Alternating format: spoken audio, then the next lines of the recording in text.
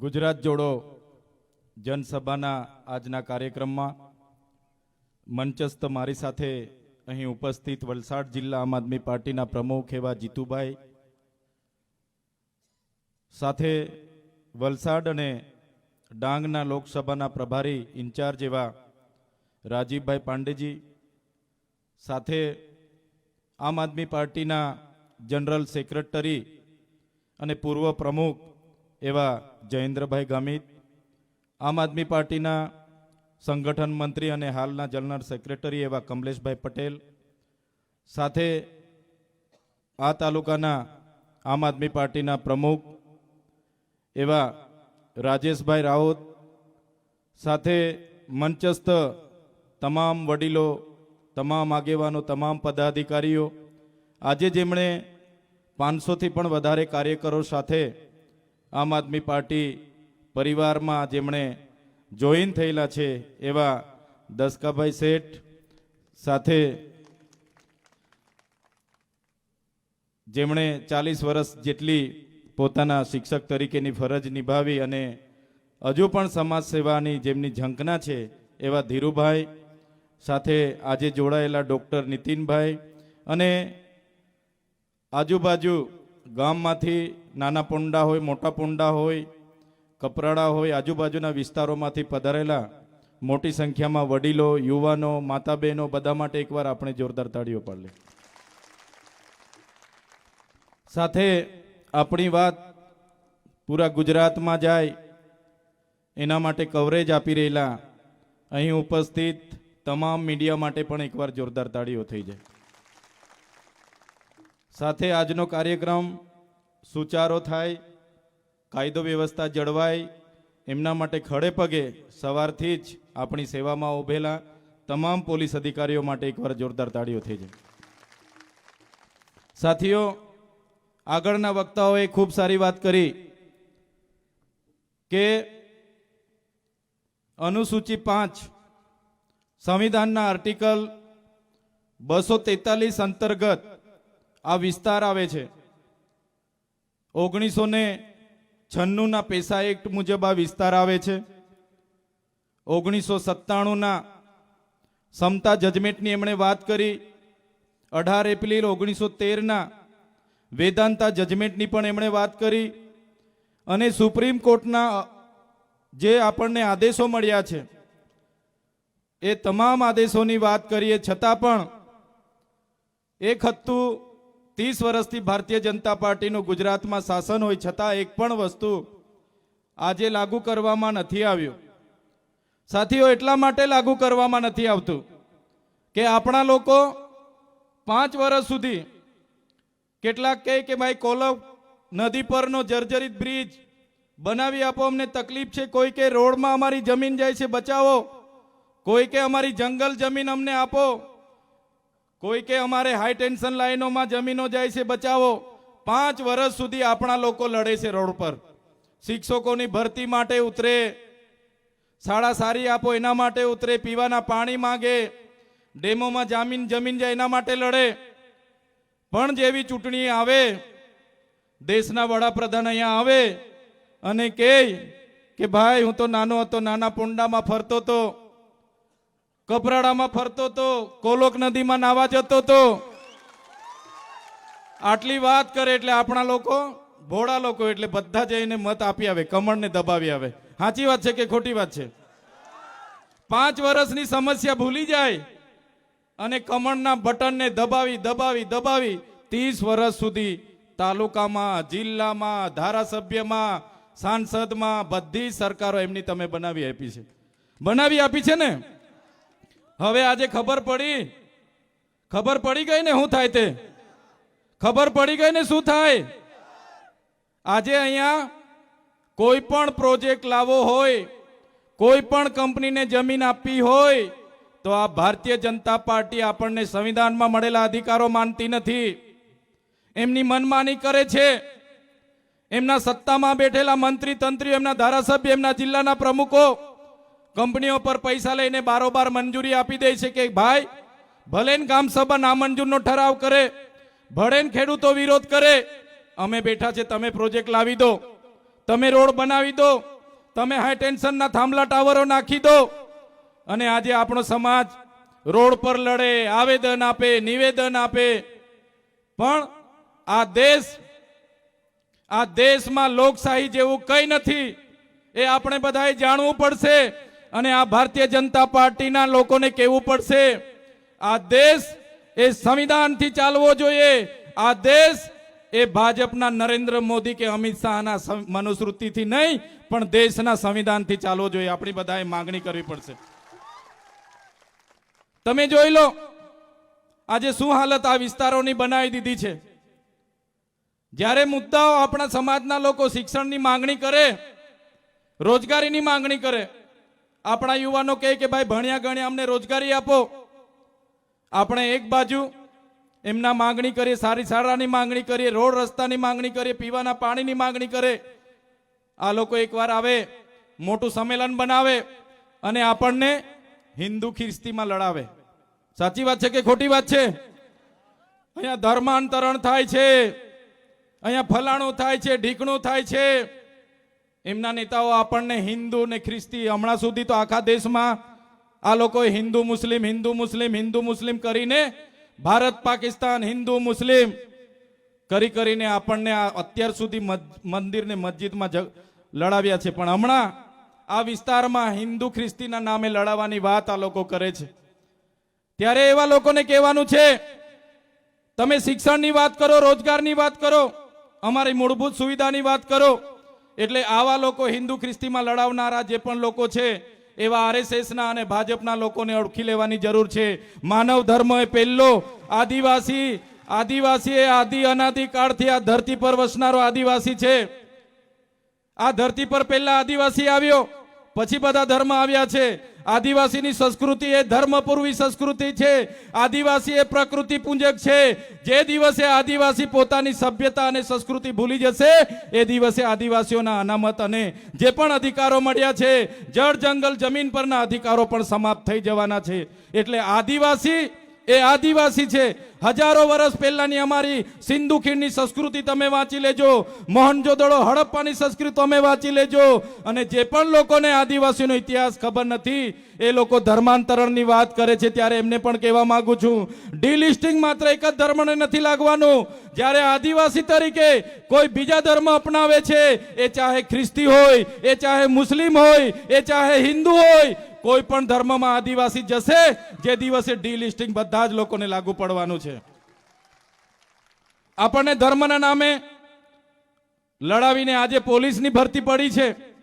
પોલીસની ભરતીમાં ભારતીય જનતા પાર્ટીની સરકારે આદિવાસીઓ માટે લઘુત્તમ 40% માર્ક લાવવા માટેની જોગવાઈ કરી દીધી. આપણા યુવાનોને ખબર છે 100 માર્કનું પેપર આવ્યું એટલે ઓછામાં ઓછા 40 માર્ક લાવવાના. નહીં લાવો એટલે તમે અનામતમાં પણ નથી આવતા. બંધારણના આર્ટિકલ 330 અને 332માં આપણને શિક્ષણ માટે અનામત આપેલું છે, આપણને રાજકીય માટે અનામત આપેલું છે.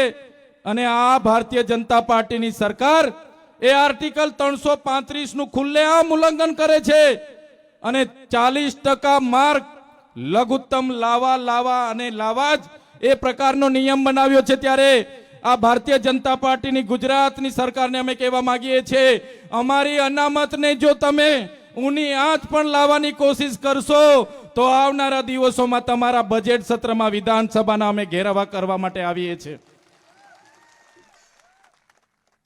તમે શિક્ષણની અનામત છીનવવાની વાત કરો છો, ત્યારે જે 27 ધારાસભ્ય અનુચ્છેદ 330 અને 332 ના બંધારણની સૂચિ મુજબ આપણને બધાને અનામત મળ્યું છે, રાજકીય અનામત.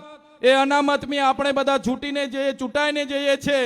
અને આપણા ધારાસભ્ય જ્યારે આપણા વિદ્યાર્થીઓની ભરતીઓમાં અનામત છીનવાય છે, ત્યારે એમની સરકારમાં જે લોકો બોલતા નથી એવા લોકોને પણ આવનારા દિવસોમાં કહેવાનું છે, જો તમે શૈક્ષણિક અનામત જ ખતમ કરી નાખશો તો અમે આવનારા દિવસોમાં રાજકીય અનામત ખતમ કરવા માટે પણ ચૂંટણી આયોગમાં જવા માટે તૈયારી છે અમારી.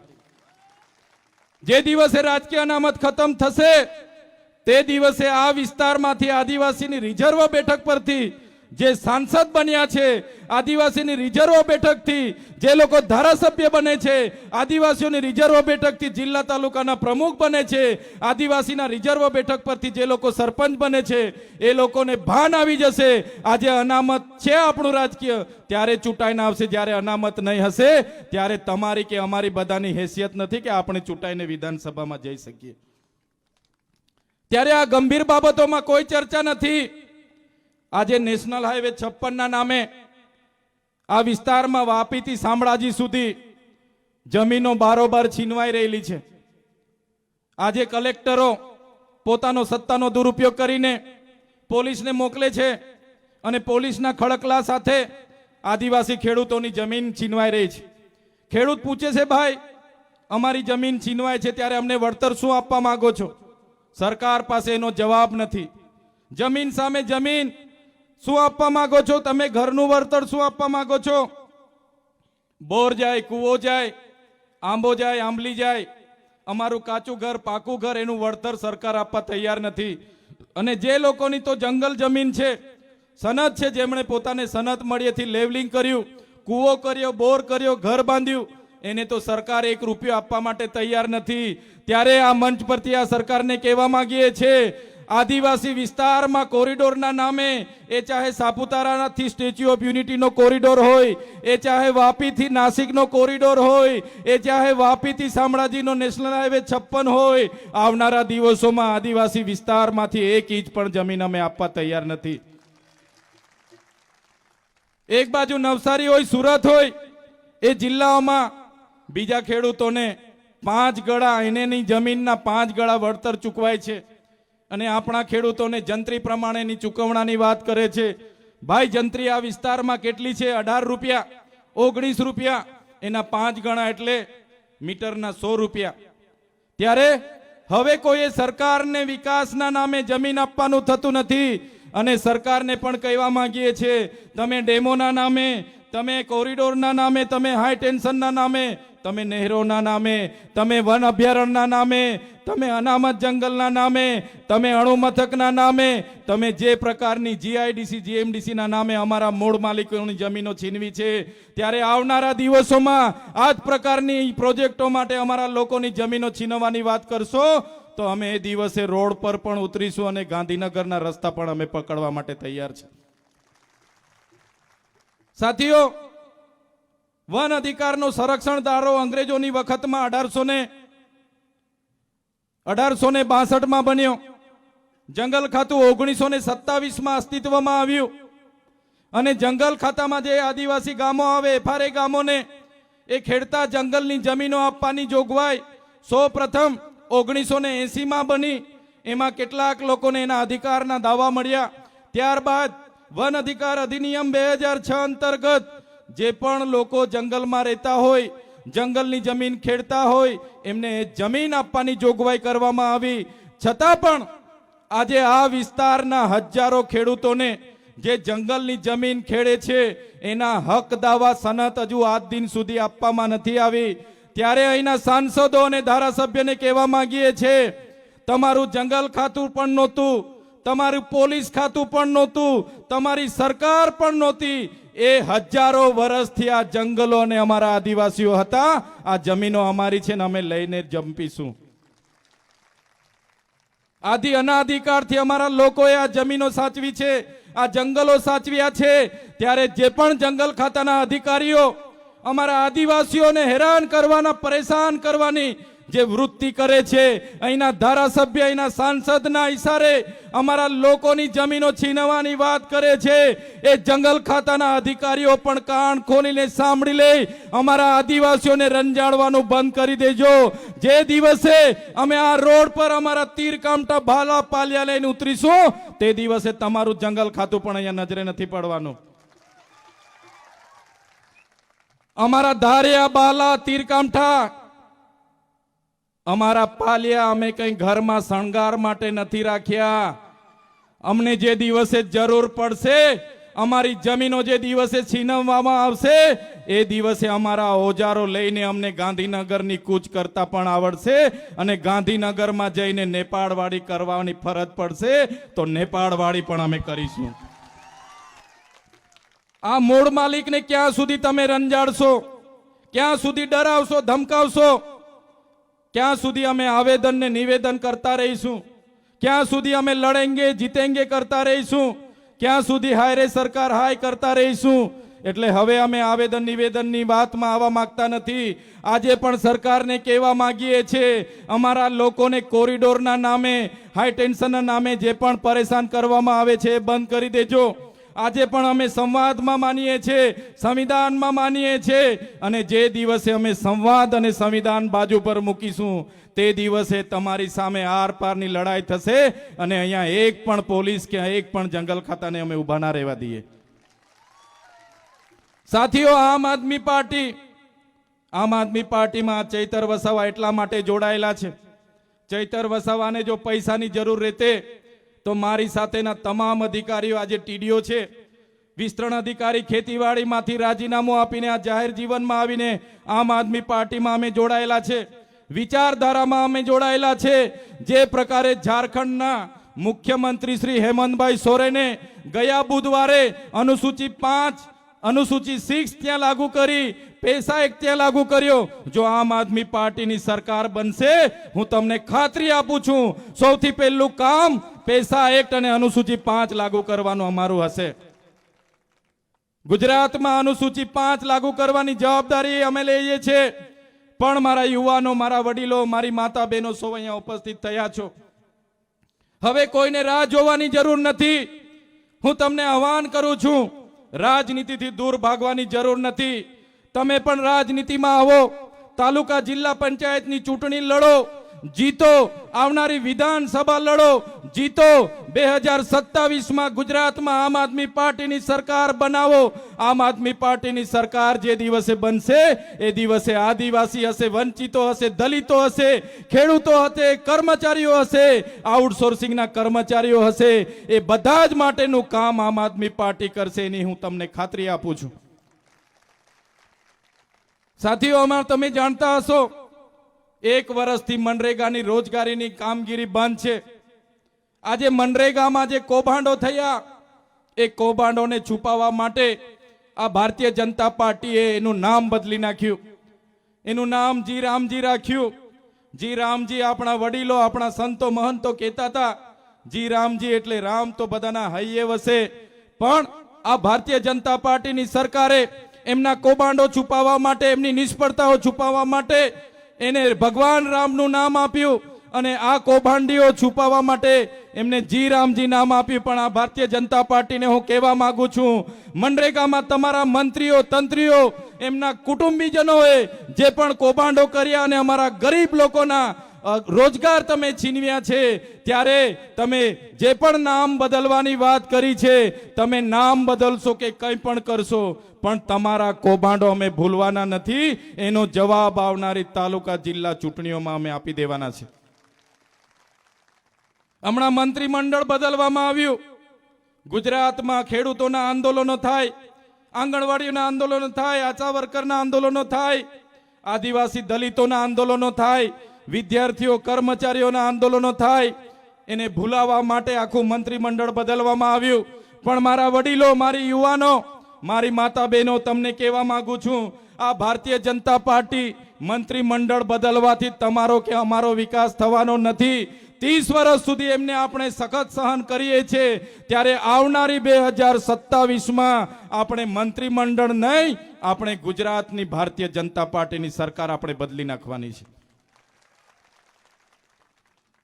આજે તમે જોઈ લો, જ્યાં જુઓ ત્યાં ભ્રષ્ટાચાર.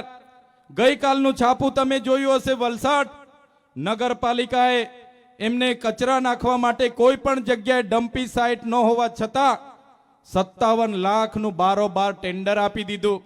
થોડા મહિનાઓમાં ડોર ટુ ડોર જે કચરો લેવામાં આવે એ એજન્સીને 4 કરોડ ને 70 લાખના બારોબાર આ નગરપાલિકાએ ચૂકવણા કરી દીધા. અને એક બાજુ આપણા લોકો આ કલોક નદીમાં ડાયવર્ઝનની માંગ કરે છે, એમાં હેરાન પરેશાન થાય છે કે વાહનોને જવા માટેની પરવાનગી આપો, બાયપાસ બનાવી આપો, છતાં સરકારને અહીંના નેતાઓને પેટનું પાણી નથી હલતું. આજે હું જ્યારે ત્યાંથી આવ્યો, ધરમપુરના સર્કિટ હાઉસે બધા મોટા મોટા નેતાઓ ભેગા થઈને ફુલહાર અને ફટાકડા ફોડતા હતા. એવા નેતાઓને પણ કહેવા માંગુ છું, તમારા ઉપાધ્યક્ષ બની જવાથી, તમારા મંત્રી તંત્રી બની જવાથી તમારું કંઈ ચાલવાનું નથી. તમારી પાર્ટીમાં તમારી હેસિયત અમને ખબર છે. તમે માત્ર ને માત્ર ચાવીવાળા રમકડા છો, ડુગડુગિયાની જેમ ફરવાવાળા લોકો છો. જેટલી હવા ભરવામાં આવે, જેટલી ચાવી ફેરવવામાં આવે, એટલું જ તમે હાલ બોલ બોલવાનું કરો છો. બાકી તમારી પાર્ટીમાં તમારું કંઈ હાલતું નથી. જો તમારી પાર્ટીમાં તમારું હાલતું હોય તો તમે આ મધુબન ડેમના વિસ્થાપિતોને ન્યાય અપાવો. જે લોકોની હાઈ ટેન્શનમાં જમીનો ગઈ છે એમને વળતર અપાવો. જે લોકોની હાઈવેમાં જમીનો જાય છે એમને વળતર અપાવો. જે લોકોની કોરિડોરમાં જમીનો ગઈ છે એમને વળતર અપાવો. તમારી સરકાર દેશ અને કેન્દ્રમાં, દેશ અને રાજ્યમાં છે જે ખેડૂતોના પેન્ડિંગ દાવાઓ છે, જો તમારું ચાલે છે તમારી સરકારમાં, તો હું તમને આ મંચ પરથી કહેવા માંગુ છું, અમારા ખેડૂતોના જે પેન્ડિંગ દાવાઓ છે તે મંજૂર કરી દો. આ ચૈતર વસાવા તમારા વિસ્તારમાં આવીને આવવાનું ભૂલી જશે. તમારા વિસ્તારમાં ક્યારે નહીં આવી. અમે માત્ર ચૈતર વસાવા આમ આવે, ચૈતર વસાવાએ તેમ કર્યું, ફલાણું કર્યું, ઢીકણું કર્યું.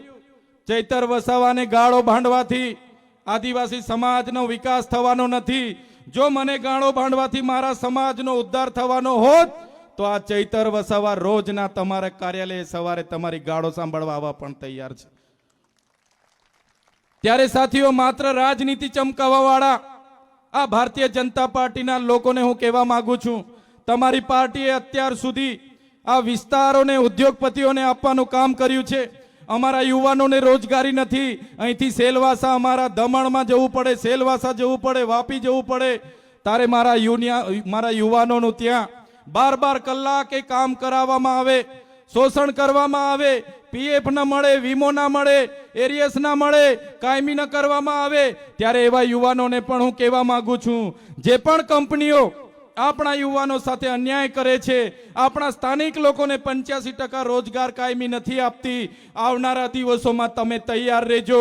જયેન્દ્રભાઈ ગામિત, રાજુભાઈ ગામિત, સાથે સાથે જીતુભાઈ દેસાઈ, કમલેશભાઈ પટેલ, મનીષભાઈ વસાવા, મનીષભાઈ હળપતિ અને ચૈતરભાઈ વસાવાની આગેવાનીમાં એ કંપનીઓ પર જઈને પણ જવાબ માંગવા માટે આપણે બધાએ તૈયાર રહેવું પડશે.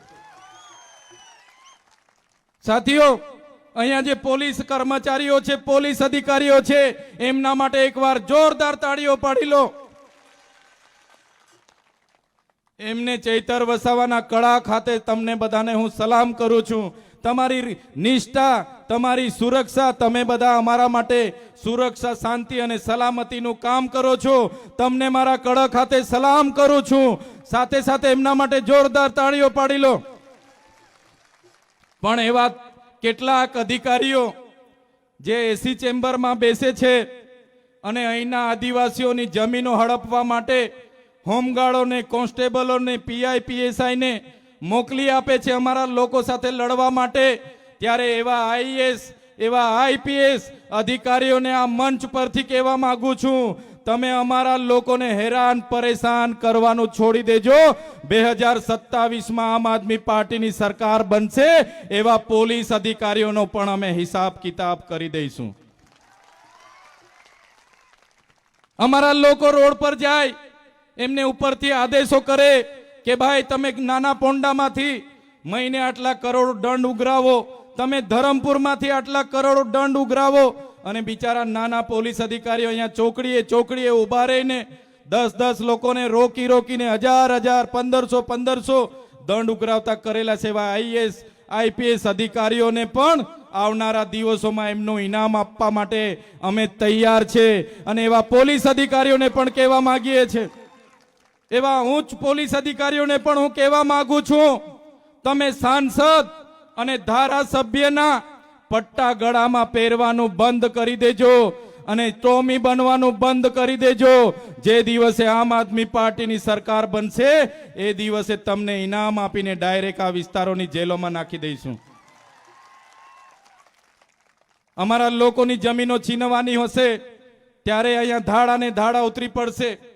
અમારો કોઈ વડીલ અરજી આપવા જશે, કોઈ તપાસ નહીં કરશે. આ વિસ્તારોમાં બેરોકટોક દારૂ, આ વિસ્તારોમાં બેરોકટોક ડ્રગ્સ વેચાય છે, એના પેડલરો બેફામ ફરે છે. કોઈ ગરીબ એની રજૂઆત કરવા જાય એનો 10-10, 15-15 દિવસ સુધી એનું નિરાકરણ નથી આવતું. અને જે અમારા લોકો સાથે અન્યાય અત્યાચાર થાય છે, ત્યારે હવે આપણે બધાએ જાગવું પડશે. તલાટી હોય કે કલેક્ટર હોય, હોમગાર્ડ હોય કે જીઆરડી કોન્સ્ટેબલ હોય કે એનો એસપી હોય કે આઈજી હોય, અમારા જેવા ધારાસભ્ય હોય કે સાંસદ હોય, સાથીઓ તમારા ટેક્સમાંથી અમને પગાર મળે છે. અમે તમારા સાહેબ નથી, કોઈ અધિકારી તમારો સાહેબ નથી, તમારા ટેક્સમાંથી અમે પગાર લઈએ છીએ. સેવા કરવાની અમારી ફરજ છે, અમારી જવાબદારી છે. ત્યારે તમે જ્યારે પણ કોઈ કચેરીમાં જાઓ ત્યારે સાહેબગીરી કરવાનું છોડી દેજો. તમે માલિક તરીકે ઓફિસમાં જાઓ અને માલિક તરીકે એમના પર હિસાબ માંગો, કામ કરાવો. જે દિવસે આપણા લોકો જાગશે, પોતે માલિક તરીકેની સંવેદના પોતાનામાં જગાડશે, તે દિવસે આ લોકોને ખબર પડી જશે. ત્યારે સાથીઓ, આપણી જમીનો જે પ્રકારે લૂંટાય છે એના માટે આમ આદમી પાર્ટી આજે તમામ મોરચે લડીએ છે. હું નોકરીમાંથી રિઝાઇન આપીને ગયો, આજ દિન સુધી 19 જેટલી મારા પર ખોટી ફરિયાદો કરવામાં આવી. 7 વખત મને જેલમાં નાખવામાં આવ્યો. મને ડરાવવામાં આવે, ધમકાવવામાં આવે, મારા પરિવારને જેલમાં નાખવામાં આવે. અમને કહેવામાં આવે કે ભાજપ સામે તમારે બોલવાનું નહીં, અમારા સાંસદ સાથે તમારે લડવાનું નહીં, અમારા પોલીસ અને કલેક્ટર સામે તમારે લડવાનું નહીં, તમારે આદિવાસીઓ માટે બોલવાનું નહીં. ત્યારે અમે પોલીસ અધિકારીઓને કીધું હતું, ત્યારે પણ એ ભાજપના નેતાઓને જેલોમાંથી પણ અમે કીધું હતું, તમારે જેટલી જેલો કરાવવાની કરાવી લેજો, તમારે જેટલી જેલો કરવાની હોય, જેટલી એફઆઈઆરો કરવાની હોય કરાવી લેજો. અમે અમારા સમાજ માટે લડીએ છીએ, લડીશું અને તમારી જેલથી અમે ડરવાના નથી. છેલ્લા શ્વાસ સુધી આદિવાસીઓ માટે અમે લડતા રહીશું. અમે જોયું છે એ લોકોની કરની અને કથની એમની નીતિ જોઈ છે. ત્યારે મારા અહીંના યુવાન સાથીઓને કહેવા માંગુ છું, ગમે એટલા પ્રશ્નો લઈને જઈશું, પણ એ લોકો સત્તામાં હશે તો આપણું કોઈ નિરાકરણ નથી લાવવાના. ત્યારે એ લોકો પરથી આપણે જે કુર્સી છે, સત્તા છે, એ આપણે ખોચી લેવાની છે. આજે ગુજરાતનો તમામ વર્ગ આ સરકારથી ડરે છે, આ સરકાર સામે બોલતા અચકાય છે. ત્યારે આમ આદમી પાર્ટી એટલા માટે જરૂરી છે, આવનારા દિવસોમાં આદિવાસીઓના સંવિધાનિક અધિકારો હોય, આદિવાસીઓના સામાજિક અધિકારો બચાવવાની વાત હોય, અનામત બચાવવાની વાત હોય, જમીનો બચાવવાની વાત હોય, કે વિદ્યાર્થીઓ માટે લડવાની વાત હોય, ખેડૂતોને માટે લડવાની વાત હોય, કે અમારા અધિકારીઓ માટે લડવાની વાત હોય, પોલીસ માટે પણ જ્યારે જરૂર પડશે આમ આદમી પાર્ટી લડશે, કર્મચારીઓ માટે પણ જરૂર પડશે આમ આદમી પાર્ટી ત્યારે લડશે. એટલા માટે આમ આદમી પાર્ટીનું મંચ અમે લઈને બેઠા છે. અમારું કામ નેતૃત્વ પૂરું પાડવાનું છે. ત્યારે મારા વડીલો, મારા યુવાનો, હવે પરિવર્તનની લહેરમાં આપ સૌએ જોડાઈને આપણી પરિવર્તનની શરૂઆત આપણા તાલુકાથી કરવાની છે. ત્યારે સૌને મારા વધારે વાત હું નથી કરતો. આજે જે કાર્યક્રમમાં અમને આમંત્રિત કર્યા અને આપ સૌ દૂર દૂરથી અહીંયા પધાર્યા છો, ઉપસ્થિત થયા છો, બસ આ જ પ્રકારનો તમારો સહકાર, તમારા આશીર્વાદ અમારી સાથે બન્યા રહે અને આવનારી તાલુકા જિલ્લા પંચાયતમાં આપ સૌ ઉમેદવારી કરો અને તમામે તમામ તાલુકા પંચાયત, વલસાડ જિલ્લા પંચાયત આપણે જીતીને આગળ વધીએ. એ જ વાત સાથે મારી વાતને હું વિરામ આપું છું. આપ સૌએ અમને શાંતિથી સાંભળ્યા એ બદલ બધાનો ખૂબ ખૂબ આભાર, ધન્યવાદ. જય આદિવાસી, જય જોહાર.